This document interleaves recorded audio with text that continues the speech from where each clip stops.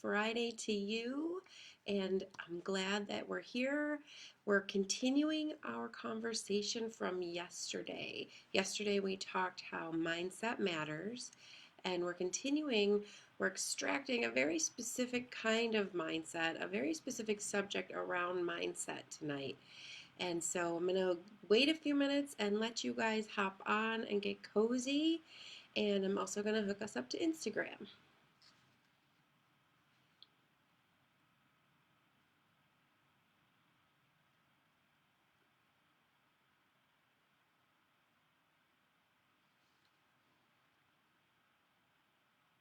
Good evening, Instagram. Hello, welcome to day 5 of Confident in Birth and Beyond.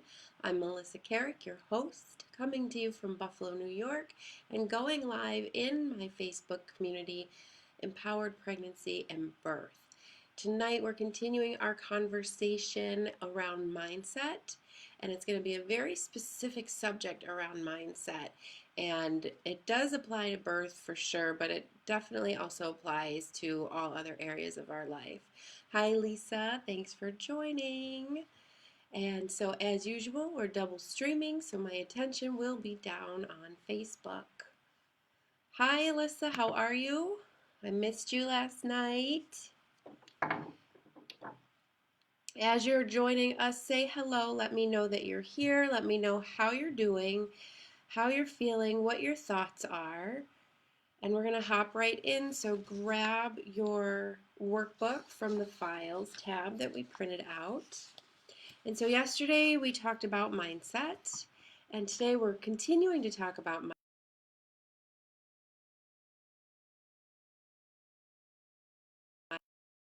From what we talked about yesterday, and how the subconscious mind it's like a tape playing on repeat. And so from like 0 to 7, we were innocent and full of joy and happiness, and then something happens, and we are only as old as our first trauma, right? And so even years and years later, we're responding as an adult from this place of that child who had their first trauma. And so we have this tape in our subconscious that plays over and over again. And so that's really what a limiting belief is, right? So a limiting belief is a subconscious, pre-programmed story that we're telling ourselves. What we have to do is decide, is it based in evidence and truth, or is it a preconceived perception? Let's see. Hi, Amber. Alyssa says hello. Been really busy as we are relaxing. I worked 40 hours straight and had to do 2 days off, so I kind of wanted to relax and spend time with my family. I missed 2 lives. I'll catch up tonight and this weekend. Not a problem at all. I understand the busy life. I'm glad you're here. All right, so we're just talking about how that limiting belief is that subconscious pre-programmed story. We have to decide if it's true for us, based in evidence, or if it's a preconceived notion that we are kind of festering on. And so tonight's very specific mindset subject is on money. Our money mindset plays a huge, huge, huge role in our lives. Whether we understand that or not, believe that or not, think that or not, it does. And so I think that this one might even be a little bit more, I want to say, tangible for us to wrap our minds around, because we do see and we do feel the effects of it every day. Whereas the rest of the mindset, the very general mindset stuff, it's kind of hard to wrap our head around all that science and, how the brain and the body is connected, and kind of bringing in that whole quantum physics and spiritual part of it can get a little crazy to follow. But like money mindset, we deal with that every day. And so Amber says, yes, I also need to watch last night. I was at work. Definitely catch last night. It was super good, super good. And also to make the announcement, the videos will be down on Wednesday. So all the content is going away next Wednesday. We've got Q&A tomorrow, I think at 11, I said. Sunday we're taking off. Monday we'll be back with a bonus day. We're going to go over scenarios, birth scenarios, actual true accounts of things I've seen, things I've heard, and how you would deal with them. Tuesday we're going to have a bonus day talking about my program, Birth Your Way. All right, so getting right into our worksheets here. So we're talking about money mindset today. List your first 3 thoughts and feelings when I say money. So whether it's in the comments, if you don't mind, leave them in the comments if you're open to that, so we can get a conversation going and interact. So let me know in the comments when I say money or money mindset, what are the first 3 things that you feel? I'm going to write mine down.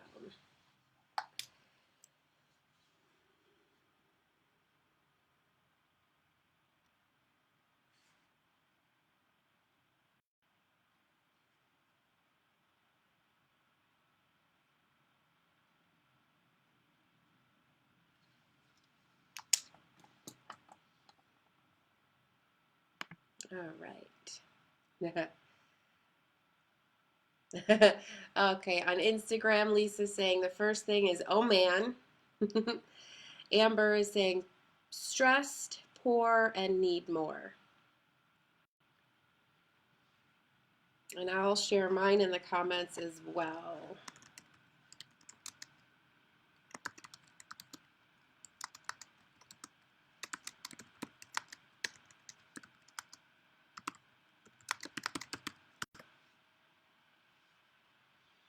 Second, I am worthy of all the abundance in the universe has to offer. I love that. Love, love, love that. Thank you for sharing, Lisa. Lisa's with us on Instagram. All right. So your first 3 thoughts or feelings when I say money or money mindset. I listed mine in the comments on Facebook as limited, nervous, but then also, it'll be fine. Lisa says the third, I am open and ready to receive all the abundance the universe has to offer. Worthy, open, abundant. Love it, love it, love it. And so my next question to that was going to be, is it negative? So mostly negative. We've got half and half. Love Lisa's, reframe on that, bringing in, drawing in the abundance. Love it. And so most of the time it is this negative or this constricted feeling of lack of and scarcity. And so the feelings around money determine a lot in our life. Just like our brain likes to keep us safe in other circumstances, right? That's the brain's number 1 job. And because we are alive today, the brain thinks it's doing a great job of keeping us here. So it's going to keep doing the same things. So I'm going to follow right down on the sheet. Just like our brain likes to keep us safe in other circumstances, it uses money to talk us out of what we want or need if it doesn't understand that new idea. And because it views it as security or safety, it's because it's a tangible measurement, right? Like we exchange money for things, and that's tangible, and it affects us every day. Whereas, like I said, the other mindset stuff we were talking about can get a little bit hard to follow. Alyssa says, when I hear money, I hear a need, a want, and worries. For sure, for sure.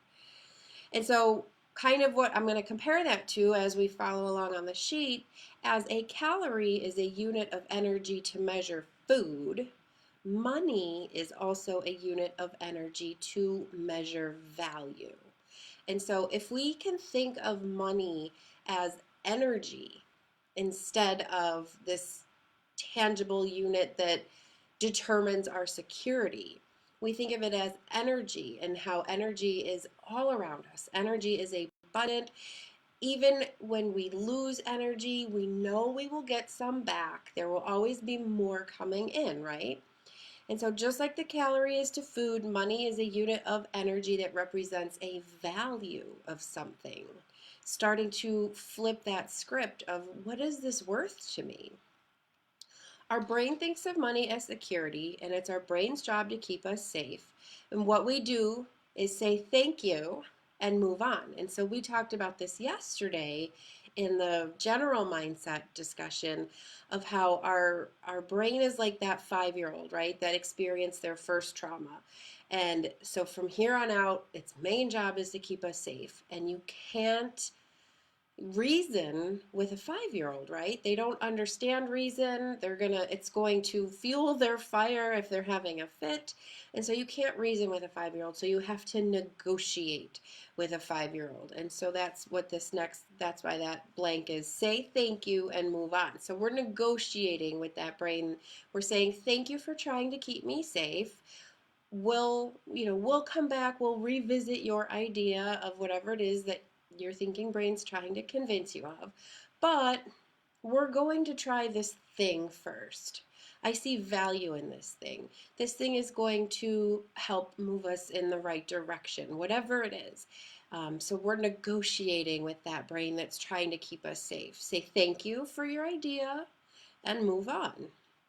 Our brain is only meant to process emotions for 90 seconds. And so we talked about that again last night. And the other thing that kind of goes along with that is, so we process an emotion for 90 seconds. When we respond within that 90 seconds, that's our body response. That's our gut feeling. That's our instinct, our intuition. That's the one we should listen to. But because we longer than 90 seconds, then that tape kicks in, gets really loud, pumps up the volume, and says, wait, I don't know what you're doing. I think that we should do this. And then we talk ourselves out of it. And so 90 seconds, that's when we're getting that like visceral body response. We should be listening to that intuition. Most of our decisions are based in feelings. So when we decide something, it's, oh, because we had a feeling and, oh, well, I need that, I want that. It's that feeling that drives us. And then afterwards, do we have buyer's remorse? Do we feel guilty? Do we go return it? If we wait longer than that, the brain turns on and tries to talk us out of it. So we talked 2 days ago about what was birth's biggest intervention, non-medical intervention. Does somebody remember what that was? Type that in the comments for me. What is birth's biggest non-medical intervention? And I'm going to check on Lisa here. What if your knee-jerk response is based in fear and inaccurate? Perceived threat felt viscerally and acted upon in the moment, yet maybe if they wanted to wait 90 seconds and state a reason, it could be restored. So couldn't that be used in reverse too? That is a really great point as well. I think it definitely can be used in reverse. If your gut instinct is saying that it's not right, go with the gut, but don't wait longer and let your brain talk you out of it and say, well, maybe give it a chance, or so it definitely can go in reverse. That's such a great point, Lisa. But I think again, if you're responding within that 90 seconds, that's your gut, that's your body responding to someone else's or some other thing's energy. And so listen to that conversation of energy between two people or things or whatever. Hi, Jen. Thank you for joining. Thank you. Love your hair. I did. I chopped it all off. Garcia says fear. Thank you. Hi, Hunter.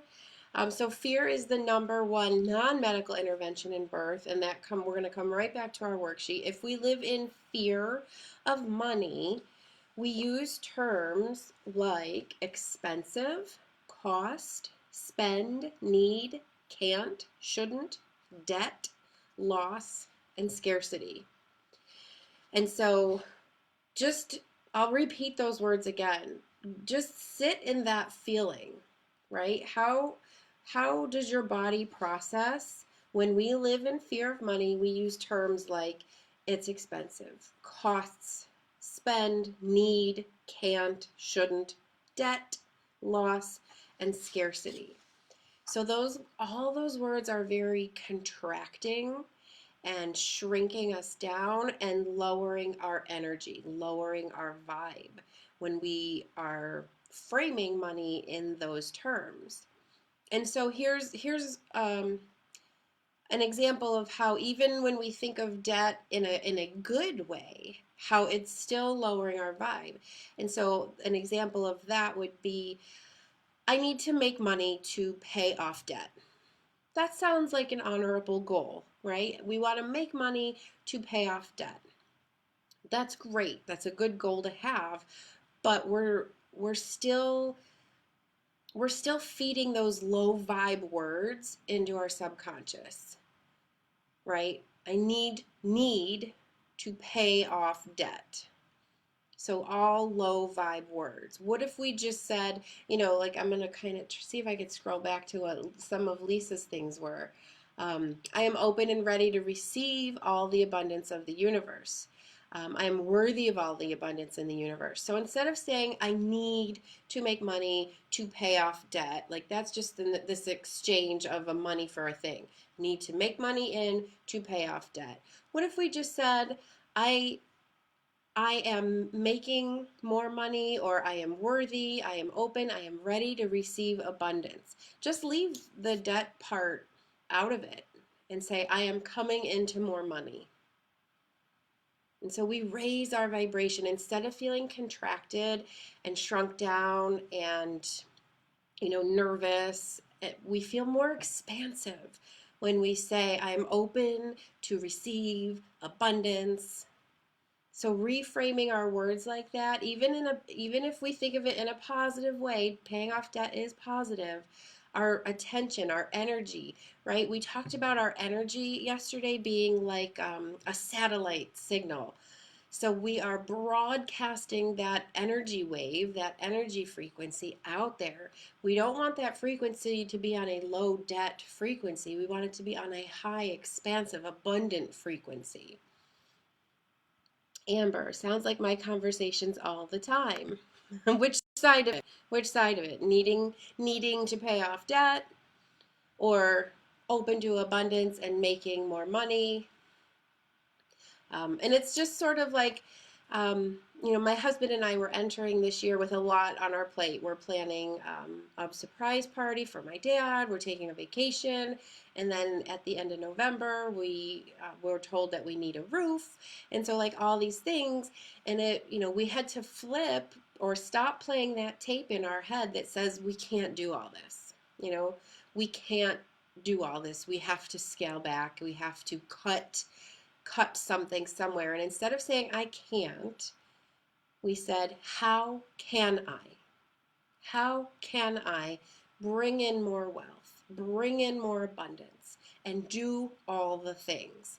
We want to attract all the things. Let's see. All right. Amber, needing, right? Yep, we say that a lot. We're in such a time now of, all multitasking, having to play all the roles, wear all the hats, and just needing and doing all these things. We're always expending, giving, giving, giving, and we should be receiving in abundance, abundance, abundance. And so going back to the worksheet, if we live in fear of money, we're using these low vibe terms: expensive, cost, spend, need, can't, shouldn't, debt, loss, scarcity. We can stop that subconscious tape, right? Because we are the ones who created it, so we have the power to stop it. We can stop that subconscious tape and play a new one. When we live in abundance, we are no longer afraid. So instead of looking at money as just this exchange for objects, remember it's just energy. We're exchanging energy for a value, something that you see great value in. And so when we live in abundance, we're no longer afraid. See how it feels for you when you use words like invest, value, worth, and gain, right? More expansive, higher vibe. We're going to broadcast that energy at a higher vibe so that we can attract back the same higher vibe. Use words like invest instead of spend. value instead of cost, worth and gain. And also, so the way that we have to, broadcast that energy on a higher vibe isn't just with our words either. Like, this is what I'm learning in that book that I'm listening to on audiobooks too, is it can't just be our thoughts. I could think, yeah, I want to be a millionaire. I could think that. But if my feelings, like, so our thoughts are our brain, our feelings are our energy, our vibe, our body reaction. So if I could think, yeah, I'd love to make six figures. But if my body doesn't believe that, we're transmitting two different vibes. My thoughts like up here, sure, yeah, wishes and dreams. But if my body isn't transmitting or on the same frequency and I don't believe deep down that I could make six figures, our signals are going to get crossed and it's not going to happen. And so how do we fix that? How do we make our feelings align with our thoughts? So a great exercise to do, and we talked about this yesterday, and we at the end of yesterday we did a little bit of a meditation, so definitely go back and watch yesterday's video. The ending meditation I thought was it's a great exercise to do. And so we're going to do the same thing here, where you start to embody the future, right? So a lot of times we're grateful for things that we already have, or we're grateful for the past. I'm grateful for that experience that taught me this. I'm grateful for that person who did this.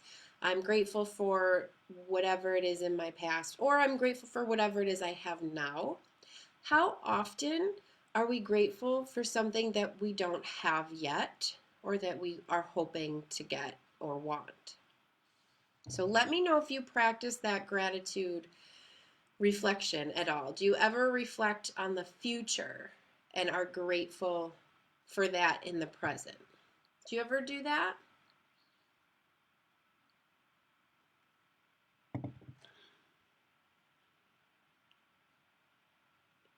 So that's called embodying. We are embodying a vision of what we want, who we want to be, how we want to get there, who's with us, all the things, all the details. Be grateful for what the future is going to bring us, and it'll bring it faster, right? And so be grateful for what isn't yours yet. Broadcast that energy, that vibe now. Who are you when you have the money to pay your bills, your debt? Maybe even extra, pay off your car. Do those little extra things you've been wanting to do around the house, paint or remodel or new cabinets or new floors. Who are you when you have that? Who are you when you're out grocery shopping and you pass up something because you just have to stick to your budget this month? Or when you don't have to do that? When you don't have to cut pedicures or massages out this month? How do you feel when you're that person? What are you treating yourself to? So really, like, become that person. Be thankful for that person in the future now. When we make decisions based on your future self, not on your current self, because your current self isn't in a situation that is favorable. So make decisions based on the person who's in the experience that is favorable and is in aligned with your desires.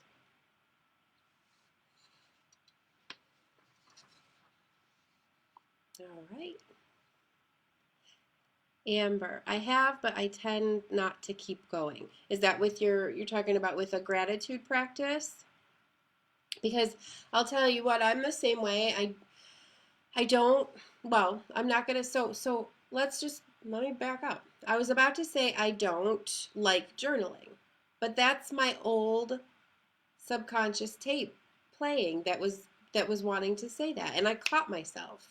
I'm going to switch the tape right here, right in the middle of it. I'm switching the tape. I started journaling maybe about a month ago. My old subconscious tape tells me, you don't like journaling. You've tried it. You've given up. You can't stand it. It's more of an annoyance than anything. It doesn't help you. That's my old subconscious tape. And right here, right in the middle of my sentence, I caught it and I switched it. I started journaling about a month ago. And for me, what has helped me, a couple things that have helped me stick to it is one, I keep the journal right on my bedstand or my nightstand. So it's right there. I do it in the morning and I do it before I go to bed. And again, that old tape wants to say, oh my God, you would have never done that before, especially twice a day. But so what I had to do to rewrite that script was say, I have to make it simple.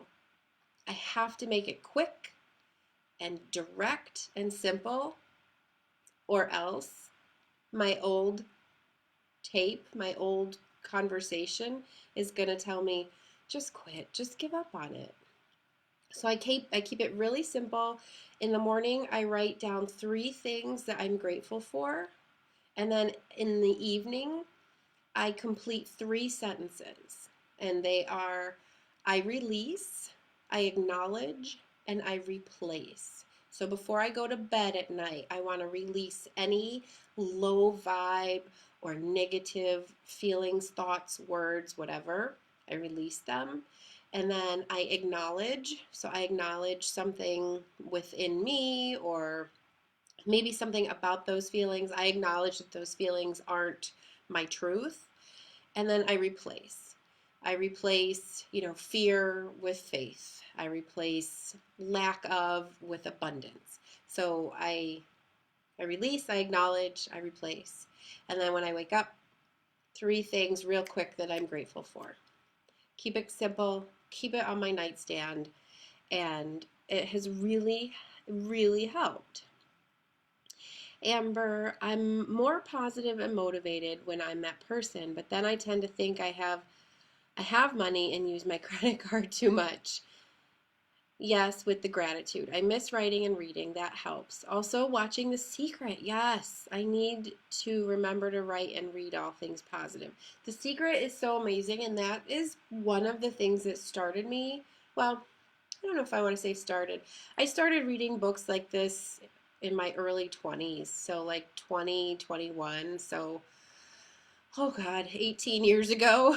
Um, and then it was probably maybe not 10 or 11 years ago when I didn't read the Secret, but I watched it.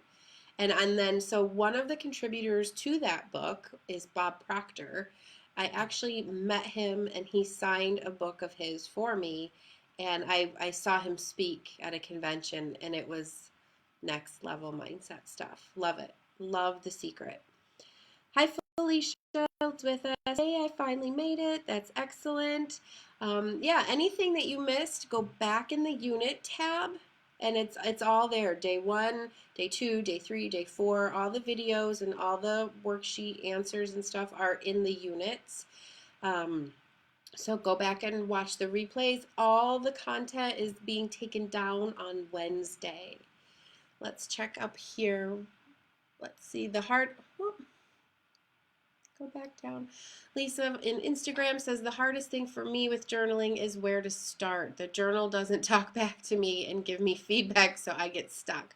And that's such a great point because I feel like people don't meditate for that same reason. And I'm not, a meditator as we would think of, somebody sitting in a quiet space on a pillow, just, not in any sort of thought pattern. And people think, I can't meditate, I don't know how to do it right. And so take imperfect action. That first of all, perfect is an illusion. It doesn't exist. We will drive ourselves crazy trying to make it perfect. There's no right or wrong. Just start. And so I don't know if I know you were with us a bit last night, Lisa, In last night's video, I said action is the remedy or the antidote for anxiety. Action cures anxiety. So just start. And this is also something I experimented with maybe 2 summers ago when again I started trying to journal again, and my old subconscious tape kicked me out and said, nope, quit journaling. So I did. But one of the things that I tried 2 summers ago that I really enjoyed doing, and maybe you'll like this, Lisa, is to just don't even worry about coherent sentences. Just start writing down words. Just start writing down incomplete sentences. Whatever's in your head exactly as it is, put it on paper.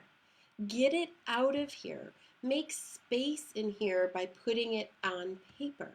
It doesn't have to make sense. It doesn't have to talk back to you. Just get it out. Words, incomplete sentences, whatever it is, maybe a drawing, a doodle. Let it be messy. We're messy, right? The insides of our brains are messy. Amber, Felicia, finally, yep, okay. And then Amber says, that's so amazing. What are we talking about? What's amazing? Let me know what that comment was for. So yeah, so our money mindset, it's more, I think it's easier to understand because it affects us every day. Lisa says, we actually went over that in a meditation class I was in last night. The most helpful thing he says was it's like exercising a muscle. Exactly. It is like our brain is a muscle.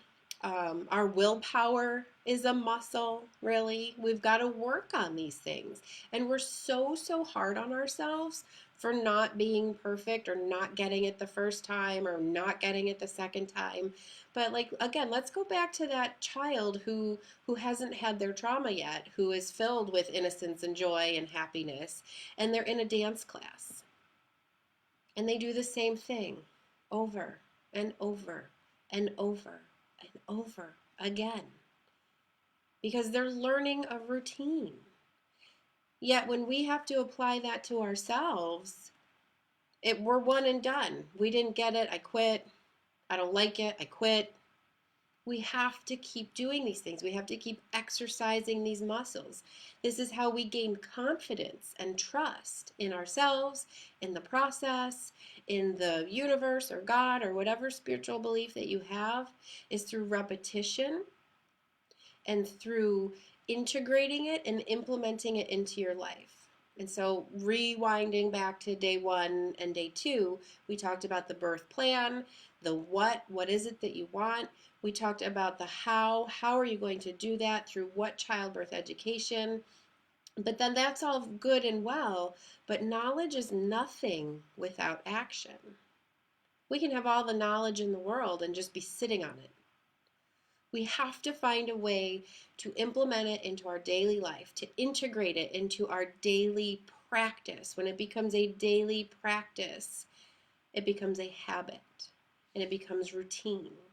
And that's when we start to gain confidence that, yeah, I can do that. I can do that. I'm working out that brain muscle. I'm working out that willpower muscle. Lisa says, if you have 1,000 thoughts, that 1,000 repetitions for going back to breath. So you did more work than a totally silent meditation. That was eye-opening for me. Yep, okay. Good. I'm glad that that's helping. Meditation can get, and there's more forms of meditation than what we're programmed, right? Our subconscious mind sees all these images about what a meditation is. Journaling is a form of meditation. Yoga is a moving meditation. And so take that imperfect action and just start, because action cures anxiety. Amber says that was awesome when you met the author. Felicia says my brain is messy. For sure. For sure. Yesterday I gave the image of, super highways. And when the traffic is flowing, it's like a perfect little system of all the cars flowing. But then, and so this is like our nervous system, right? Is like a highway. And then, there's an accident and then everything gets jumbled. And that's our brain a lot of the times. It's just jumbled mess. Amber says to Felicia, mine too, for sure. All right, so we're on page 2 of our sheet. Whose money mindset is it anyways? Our beliefs can be written for us subconsciously by parents, siblings, friends, society, partners, right? So it's just like when we were kids. We start off in joy and innocence and happiness, and then we start to see what our parents are doing, or what our siblings are doing, or what society's doing, or what people on TV and the media and social media are doing. And then we adopt those beliefs as ours. So whose money mindset is this anyways? A lot of it is probably coming from your upbringing. In my household, we never, ever, ever had a brand new car. It was always used. And we had the typical, household. Dad worked 40 hours a week. Mom didn't work until we were old enough to be in school, and then, she had a job, and it was just very typical, very standard. Gotta save. That's another thing, that even though it sounds positive, like I'm saving money, why are we saving it? What is that underlying money mindset belief? Why are you saving it? Why are you hoarding it? For what? If we embody that person who isn't afraid to spend, who isn't afraid to live in a higher frequency, who isn't afraid to act as if there's abundance, because there is. Money goes out, money comes in, because it's energy. Energy goes out, energy comes in. But, my parents were very much into budgeting and saving and, finding the best deal. But was it? Was that used car really a great deal when we're always fixing it or always getting another new used car? So whose money mindset is this anyway? Our upbringing, our parents, maybe it's our siblings, maybe we're in competition with our siblings, society, keeping up with the Joneses, whoever the Joneses are. I don't know. So is this feeling so many of us had negative, when I said, what are your first 3 thoughts or feelings around money? A lot of them were the negative, contracting kinds. And so is this feeling of lack of or scarcity yours, or is it someone else's programming? So I'd be curious, let me know what you're feeling in the comments. A lot of you shared your thoughts and your feelings. And let's see. So Felicia, the first question on the worksheet was, what are your first 3 thoughts or feelings that come up when I say money or money mindset? What are your first 3 thoughts or feelings?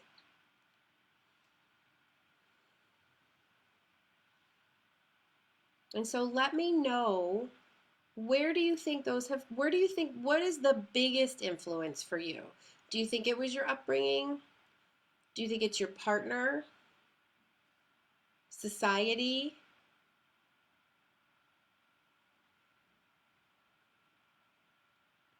Amber thinks both. Yeah, I think a lot of mine comes from my parents. I might I might say a tiny bit of it comes from my sibling, but then also not. I also have something that could knock that out. He makes significantly more money than I do. Significant. And I could let that make me feel small.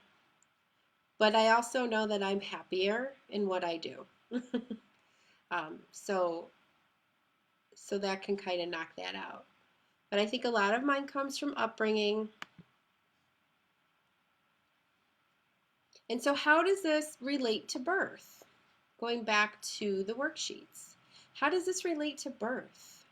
What are some thoughts that you've had during pregnancy, maybe a previous birth that you've had, that has limited you? So some examples I wrote on the sheet. I can't afford a midwife or a doula. My insurance doesn't cover XYZ. Or our provider only takes this insurance.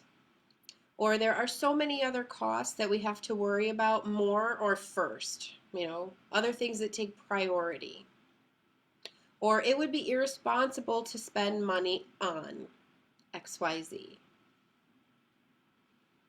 But at what cost, right? So we're switching our mindset from cost to value. So if you've said any of these things, at what cost are you saying that you can't afford whatever it is that you're wanting?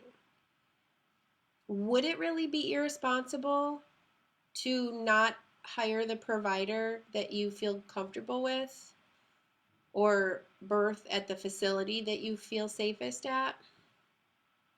Or if you wanted that midwife or that doula, would it really be irresponsible to create a birth team that surrounds you and supports you throughout? Can you afford not to? That's a big question.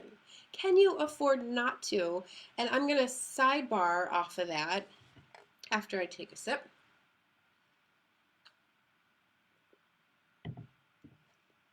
So I am in a couple other Facebook groups, and I made a post a few weeks ago. I got a ton of responses, and a lot of them were, my partner felt safer at a hospital versus either home or a birth center. My husband or my partner felt safer at a hospital. Or my partner felt safer with a doctor, OBGYN, versus a midwife. And then they went on to say, then I experienced the cascade of interventions, mistreatment, birth trauma, surgery, whatever it was, because of this surrounding money mindset, this limiting belief that we can't afford it, or my insurance doesn't cover it, or I feel safer at what cost? Can you afford not to? Felicia says, upbringing for sure. It's huge, huge, huge, huge. Alyssa, definitely my parents and my boyfriend and society too. I guess I'd have to admit it. Absolutely, for sure. And so like with Alyssa saying for society, a lot of times I have my clients do this exercise where I say, close your eyes and imagine your dream birth. Totally uninhibited, beyond sky is the limit. Nobody else is influencing you. Nobody else is making decisions for you. What would that look like? Versus what are your actual expectations? And they never match up. I often get, I would birth at home in a tub, but my expectations are that I'm going to be in a hospital with my doctor hooked up to an IV. Why don't they match? Because we have this money mindset that I can't afford the midwife, the doula, the home birth, the birth center birth. My insurance doesn't cover it. But also society, if we're going to talk about how society plays in on this, are they going to judge you and shame you for that decision? Because it's not typical. And in this one question, it would be irresponsible. But would it? At what cost? Can you afford not to? And again, I'm thinking back to all those responses in that group where people were talking about their birth trauma, which is why in the next subsequent birth, they switched providers, they switched facilities, they paid out of pocket because now they see the value in not doing the other thing. Let's see. Felicia says, but we are working a money plan that's different than either of our families have done, so we're pushing against society's norms. That's awesome. It's hard to do, and it's good hard work, though. It's good. Makes you feel good that you're taking control of that. Amber, because they always went to dealerships for cars, but I buy used. Then society plays a huge part because I want all these things, but I can't afford most. Yep, and that's inflation and the cost of living and the standard of living, and it's hard. But how can we flip that through our language? Instead of saying I can't, say how can I? Felicia, learn the hard way that you can't afford it wasn't the right choice for my birth. Although it was our child, it was still my labor. And I said that too. I said that in the group where I got all these comments, and I said no offense to partners, no offense to partners at all, but they shouldn't dictate your birth. You want them to be comfortable, but it's you, like, how are they going to feel if you come out of your birth experience with trauma, with an unnecessary major abdominal surgery? Are they going to feel guilty? How does that affect them, if at all, but you're the one who has to experience it? So at what cost? Would it be irresponsible not to? Can you afford not to? What is your birth experience worth? What is your emotional and mental health worth? Remember, money is energy. There will always be more of it coming from somewhere. There will always be more. When something external of us motivates us, then we get inspired by an internal deep desire to commit. So we're going back to how do we match our thoughts to our feelings so that the energy, the vibe that we're broadcasting out there is in alignment. And so something external motivates us. A shiny new object, external, motivates us. We get excited from an inner deep feeling, and that's inspired. Now I'm inspired. I was excited by something external. Now I'm inspired. And that is where you get this deep desire to commit.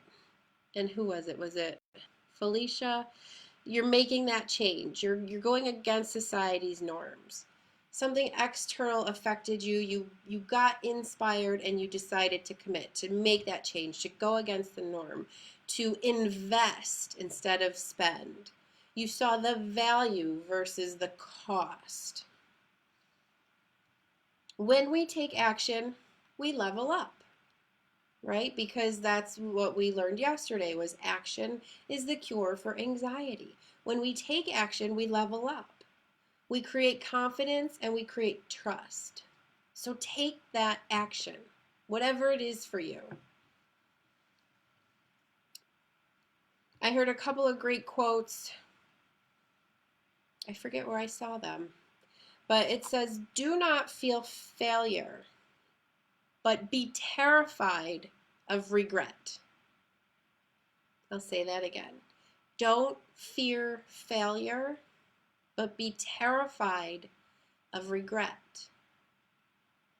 Giving up is the birth of regret. That is where it starts, when we give up. So change those subconscious tapes, catch them. That's the first thing, awareness. I did it right in the middle of the live here. I was about to say, I don't like journaling. And that was my old tape wanting to say, you don't like it, stop. But I'm doing it. I'm doing it every day, and I see the results, and I see how I feel, and I'm changing that tape. I'm changing that conversation. I am rewiring my brain, just like Felicia decided to rewire their money mindset, not from what their parents do, not from what society does, because you learned the hard way that you can't afford wasn't the right choice for your birth. Alyssa, yes, totally. I can totally agree with the cost to value viewpoints, especially in the birth process. Society cannot change my view on my birth, as well as money cannot change what I want for my birth. I want chiropractor care, acupuncture, maybe, not sure if I want this 100% yet, a midwife, a doula, childbirth education courses. I can take what my partner says into consideration, but at the end of the day, I am birthing how I want to birth, regardless of how anyone else feels about it. Beautiful. Declare something. Everybody who's with me right here, right now, today, in the comments, declare something like that. Alyssa just declared all those things that she wanted. That was beautiful. What is it that you declare? What is it that has inspired you to commit and take action? How can you better align your, the vision of the birth that you want versus what your expectation is? Because rarely do these two columns ever match, and they should. Your desires and your expectations should be the same. What are you declaring? Declare something in the comments. What is it that you want? Amber, my dream labor would be a sunny day, birthing outside in a pool with music and people who support this. But no birth has been this. My partner keeps saying, but you and baby are healthy, so I believe it was a good labor. He really is trying to make me go to the hospital this time, and I'm pushing back. And you should. It shouldn't be a pushback. We shouldn't have to fight for these things. But if we do the work now, and this is something I always say to my clients too, do the hard work while it's hard and not when it gets harder. Don't make it harder. Do it now. Declare, decide, commit, take action, do all these things now, and let the hard part just be hard. Labor is hard. Don't make it harder. Lisa's saying, I just happen to know a really good chiropractor certified in Webster. If you're local in the Buffalo area, Lisa is one of them. In Orchard Park, Lisa, I am envisioning a perfect birth at home with my puppy bear. And you will. Absolutely, you will. And so that's the other thing, guys, too. The clearer that you can see your vision, we talked about embodying. Be grateful, be thankful for your future self right now in this moment. The clearer you can see that vision, that person, that experience, the closer it is to you, right? Because we're a satellite, we're emitting our energy, we're transmitting our energy. As we're transmitting our energy, the same energy is coming back to meet us. So the clearer you are in your vision, you're sending out that signal, the closer that signal is that's coming back to you, if that makes sense. Alyssa, I declare my back when I'm ready to conceive again. Yes, you are. Powerful, strong, decisive, take action. I love it. Awesome. So this was money mindset, guys. It affects every part of our life, and it affects birth, whether we know it, think it, realize it, or not. We're making decisions based on these old tapes, these old constructs that were programmed in us at a young age. We have to rewire those. We have to change the tape. We have to change our conversation. Go back, and whenever you're using the word cost, say value. Whenever you're saying spend, say invest. Invest in yourself. Invest in your birth, in your body, in your baby. Invest in your mental and emotional health. Lisa, I am envisioning, oh, you already said that, a peaceful birth at home with my puppy bear. So this is big. Money mindset. I'm going to give you one book. I'll leave it in the comments after the video. A book I read that really flipped a lot of this for me was called Rich Dad, Poor Dad by Robert Kiyosaki. And that started to flip my money mindset in the middle of reading it. Start to envision abundance, investing, value, growth, expansion. Invest in yourself because you're worth it. All right, that's what I have for you tonight, guys. Money mindset. Tomorrow, 11 o'clock, we're going to do Q&A.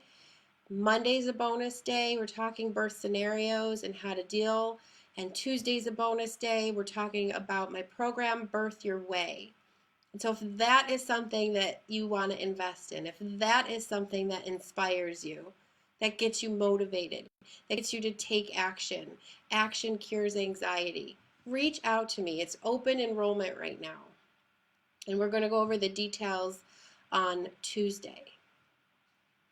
All right, everybody have a great night. Thank you for joining me. Leave your questions in the comments or in Unit 6 for Q&A. We're going to have open Q&A tomorrow. All right, everybody have a great night. Thank you so much. I will see you tomorrow. Bye.